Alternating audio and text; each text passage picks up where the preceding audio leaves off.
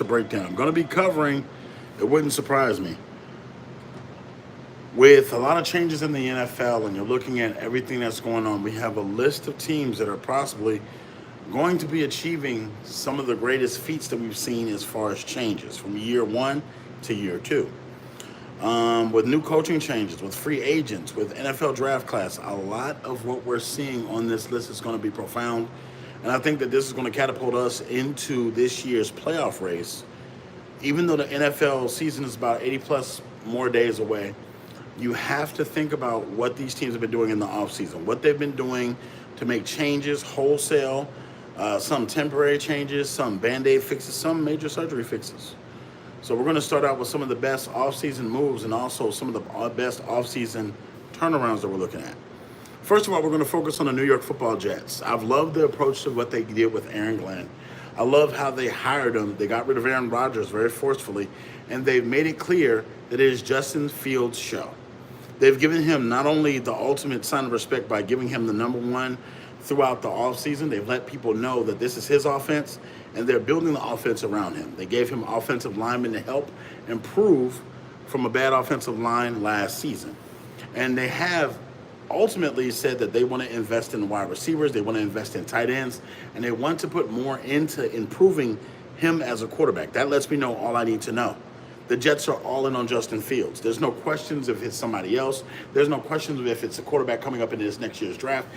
We're in the now. We're spending money now. We're making sure we're dedicating time and attention now. When you get those big maulers, offensive linemen that are run blockers, that also have a little nasty streak to them, that's telling me all I need to know. You're trying to win in the trenches. You're trying to win where the big uglies are. And that's where most NFL teams start and stop their winning.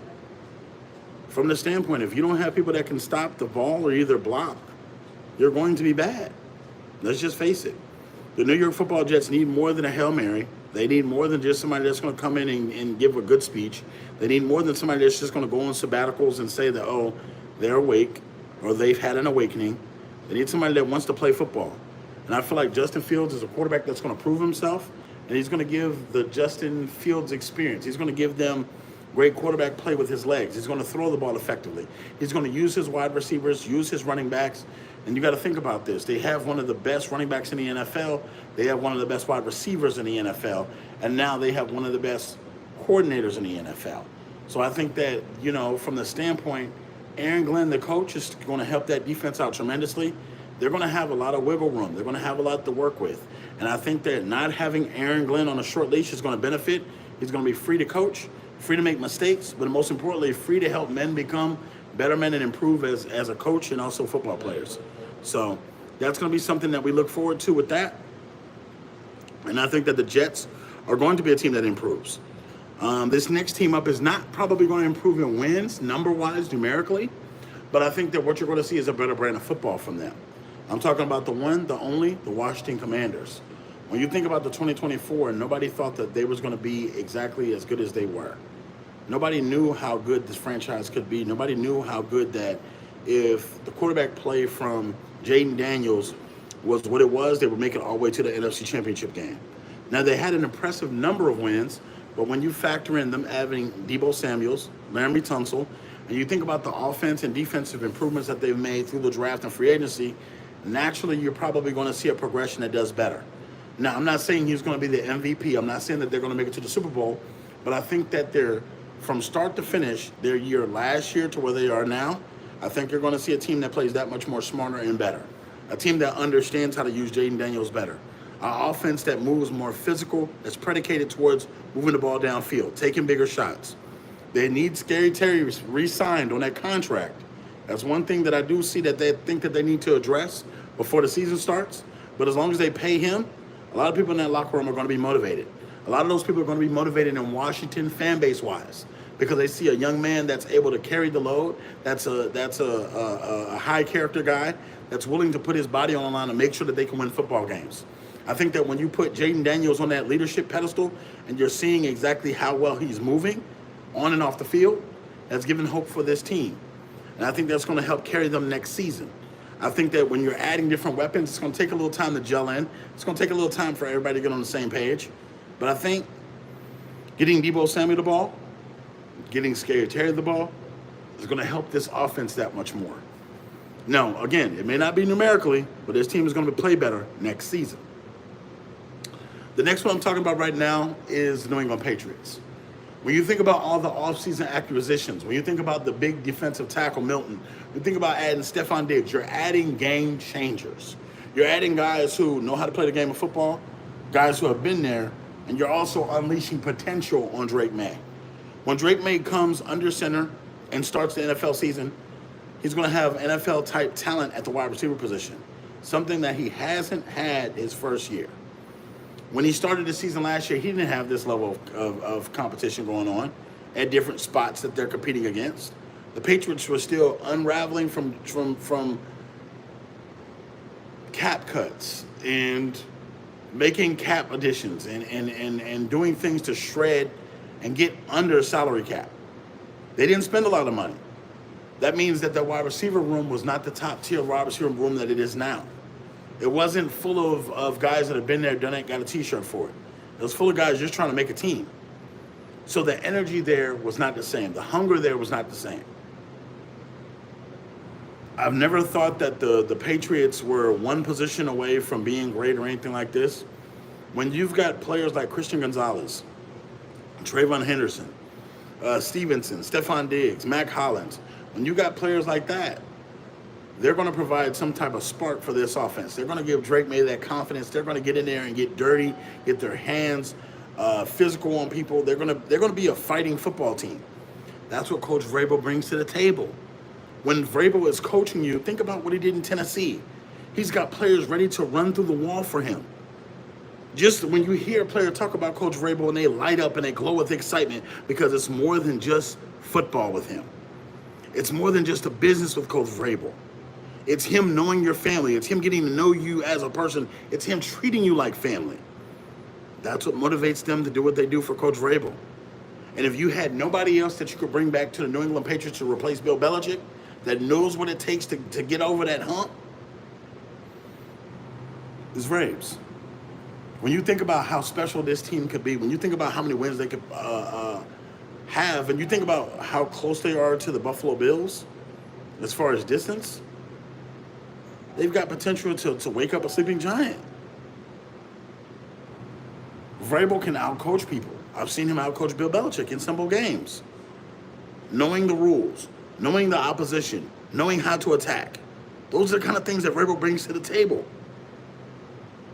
So having that as a head coach and then making all those additions and having discipline on the offense and defensive line, this team's tough. No doubt about they're tough. The question is, will they gel? Will they add on more wins this season? Will they play smarter? And will they have the opportunity to prove themselves late in the season? I think they will. I think that this team, this New England Patriots team, improves by at least 3 to 4 games just with Vrabel. Because he makes it easier for your quarterbacks to do what they do, the running backs as well. He holds people accountable, but he also holds them accountable with love. And that's what we're looking at right now. So I think they make a major improvement. They take a step forward, and you're going to see them just as well as they can play against anybody. I feel like they can make some noise in the AFC East, right behind the Buffalo Bills. I don't think they're going to dethrone the Bills, if you will, this season. But I think that they'll get physical with them in 2 games. They'll show you what they have to offer in 2 games. They'll make sure that the Bills are sore after their game because they're going to be attacking the line of scrimmage. It's not going to be an easy win.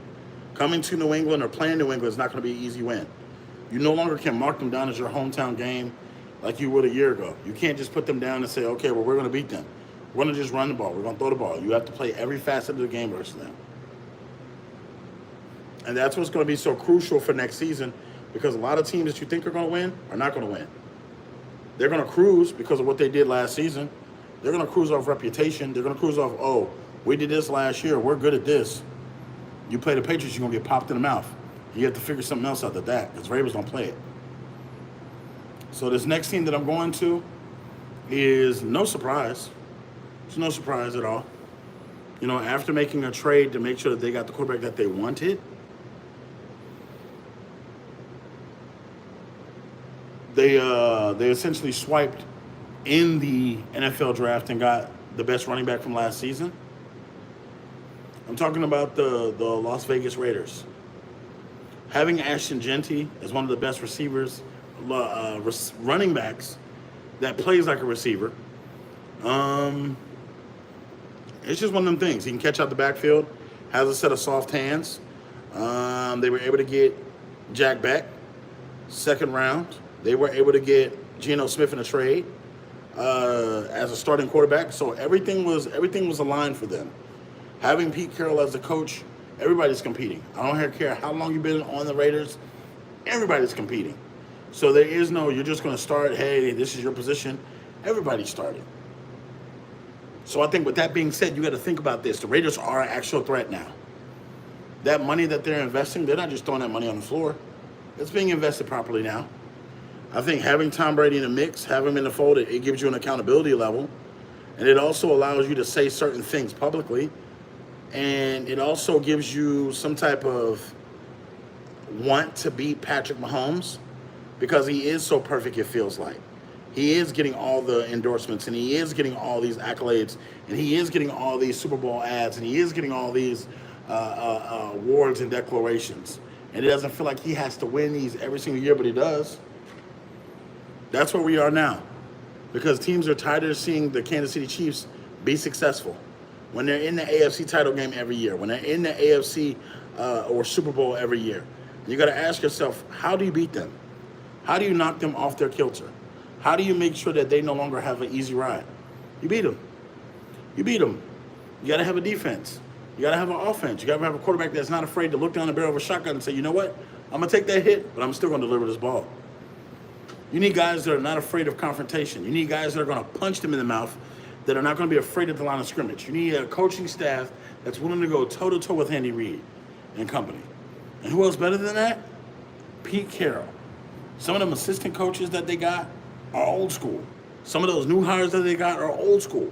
So you got to think about this from the standpoint, if I'm going to be nasty and I'm going to get to the bottom of this, I need to make sure that my players are prepared properly. How do I do that? By instilling some of the best coordinators and making sure I hold accountability in defense.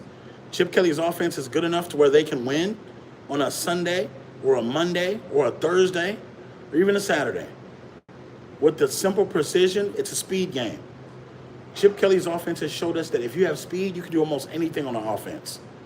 Now, mind you, they have a bit of wrinkles that they have to change for when Chip Kelly was in the NFL the first time and it didn't work. But I think that now his offense is simplified and been made better. I think not only will the Raiders be better, they're going to have more wins and they possibly can make the playoffs. You heard me. Get better wins and make the playoffs possibly.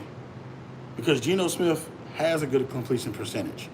He throws high percentage throws. He gets the ball out quickly and effectively to where it needs to go. That's what you want to see from your starting quarterback. And I think that he's going to scare a lot of people because he doesn't take a lot of risks. He doesn't take a lot of chances. He doesn't dance around with the ball and play with it. He gets down and takes the sack or either throws out of bounds to play another play. That's what I like about Geno Smith. He doesn't force the action. He's not forcing these bad throws. He's not forcing the team into bad situations, and then all of a sudden they got 3rd and 39s and 3rd and 49s. He's taking what they give and getting out of bounds or getting down. That's just what it is. Plain and simple, folks. And ultimately, I think that's what's going to make them a better team because of that. Next team I have up is the Chicago Bears. With Caleb Williams there, and there's so many questions about what he said about not wanting to come to Chicago, that's old news, folks. Get a new news story. Because when you look at Cole, the tight end, when you look at Colston, Loveland, and you look at them adding defensively Grady Jarrett to the defensive tackle position, this team is improving offensively, defensively, and they got Ben Johnson, the offensive coordinator, which is now the head coach. You got a built-in offensive coordinator and a built-in head coach, all in one. Guys that are going to play, and the offense is wide open now. It's not like Eberflus's offense. So you're going to have the ability to go big or go home. You're going to have the ability to play above your head sometimes. The only question is, will this team thrive? And how much will it thrive? Will Caleb Williams throw for more than 4,000 yards? I feel like he can. I feel like he will. And I feel like the only way that they change is if they dive in deep and they're honest with themselves. which I feel like they are being. This offseason, they preach about accountability. They preach about winning. They teach about family. These are things you want to see from a new head coach. So, with that being said, these are just some of the teams that I feel like are going to be better next season. These are some of the teams that are going to improve. They've shown through the offseason, through coaching changes, free agency, abilities to either draft guys or either sign guys. This is why they're going to be improved next season. So, are you NFL fans? Get in the comment section. Definitely check out Sports Choice Plus. We'll see you on the next episode.